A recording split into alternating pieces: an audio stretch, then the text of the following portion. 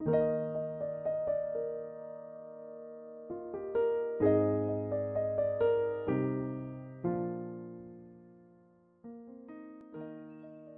kasih, salam jumpa kembali dengan kami Majelis Gereja HKBP Parung Panjang. Saudara yang terkasih dalam Yesus Kristus, ada 3 hal yang akan dihadapi oleh seseorang dalam hidupnya. Yang pertama adalah ilmu, wawasan yang dia peroleh selama hidup ini. Yang kedua adalah yang namanya iman, mempercayai akan segala sesuatu berdasar keyakinannya dengan Tuhan. Yang ketiga adalah yang akan dihadapinya, yang diterima dalam hidupnya adalah penderitaan, tantangan dan cobaan, rintangan di tengah-tengah kehidupan ini. Yang menjadi persoalan adalah ketika penderitaan datang, apa yang dipakai oleh seseorang untuk menghadapinya.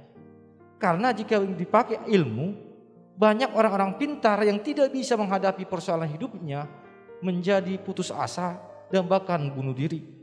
Oleh sebab itu, kita pasti semua menerima yang namanya ilmu, kepintaran.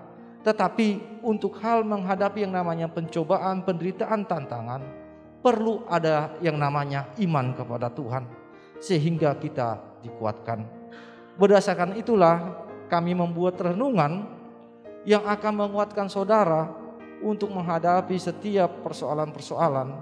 Dan biarlah melalui renungan ini saudara boleh menemukan jawaban-jawaban yang Tuhan berikan kepada saudara menghadapi setiap persoalan-persoalan kehidupan. Selamat menikmati renungan yang disampaikan oleh majelis gereja ini, dan biar renungan ini menjadi berkat bagi kita, bagi gereja kita juga. Amin.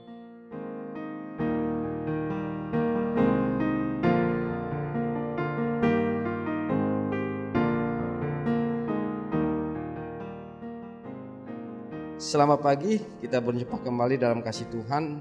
Terlebih kita mensyukuri pagi hari ini dengan firman Tuhan yang mengajari dan membimbing kita. Dan sebab itu marilah kita sebelumnya berdoa. Terima kasih Tuhan atas kasih Tuhan, anugerah Tuhan yang terus hadir di kehidupan kami. Dan kami boleh menikmati hari yang baru yang merupakan anugerah yang kami terima dalam hidup kami ini.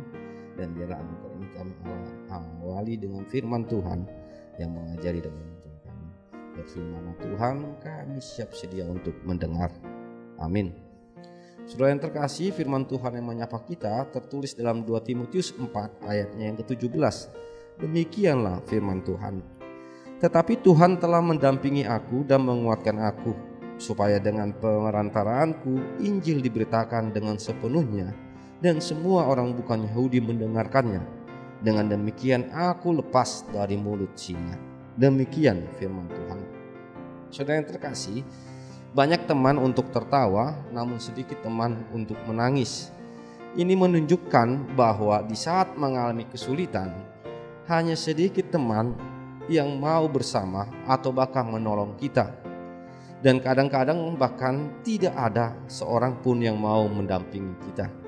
Hal inilah yang dialami oleh Rasul Paulus dalam suratnya kepada anaknya Timotius dalam rohani, bahwa Rasul Paulus merasakan betapa pentingnya dan indahnya memiliki kawan sekerja yang mengalami suka dan duka dalam pelayanan.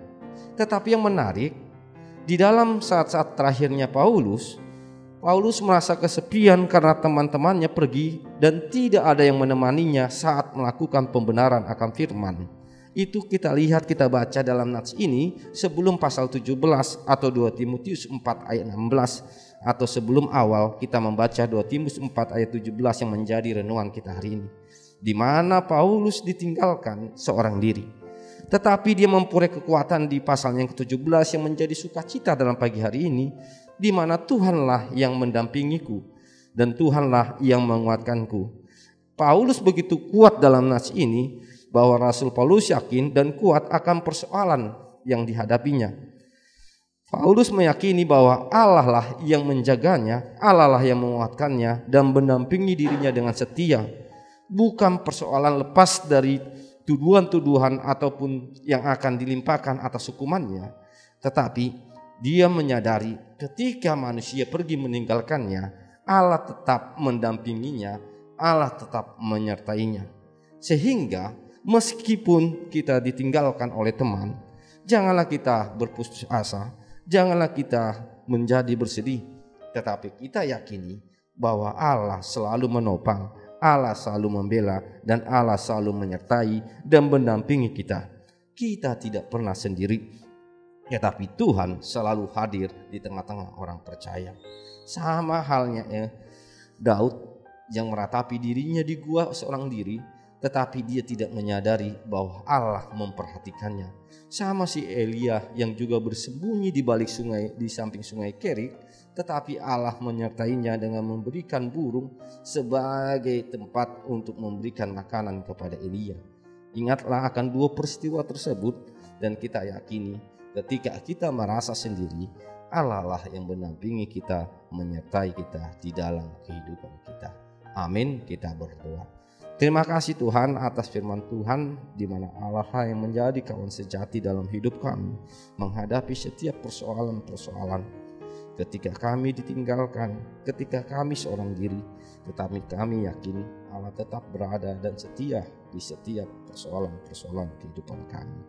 Biarlah firman inilah yang selalu kami ingat, kami pegang, sehingga kami berkeyakinan dapat menghadapi setiap persoalan-persoalan kehidupan kami. Terima kasih Tuhan, di dalam Kristus Yesus kami berdoa. Amin.